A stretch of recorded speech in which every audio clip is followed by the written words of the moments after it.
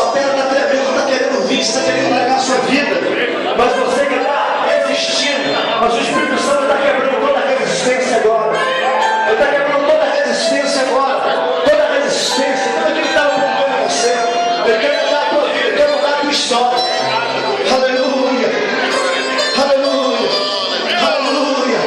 Vem cá à frente. Ele está te chamando. Ele mesmo diz: eu sou o caminho, a verdade, a vida, e ninguém pode ir ao Pai senão por mim. Que Deus possa abençoar você poderosamente. Vocês que estão aqui na frente, vocês que estão aqui na frente agora, preste atenção em mim aqui. Levanta a sua mão para o alto. Você que está aqui na frente, você que está aqui na frente, levanta a sua mão, Gilson. Levanta a mão, agora você vai repetir uma oração comigo, para Jesus entrar no teu coração. Levanta a sua mão para o alto.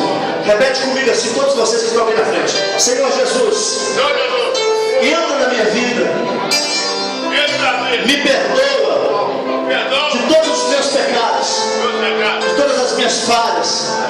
Escreve meu nome no livro da vida. A igreja, estende as mãos para cá agora. Todo o restante da igreja, estende suas mãos.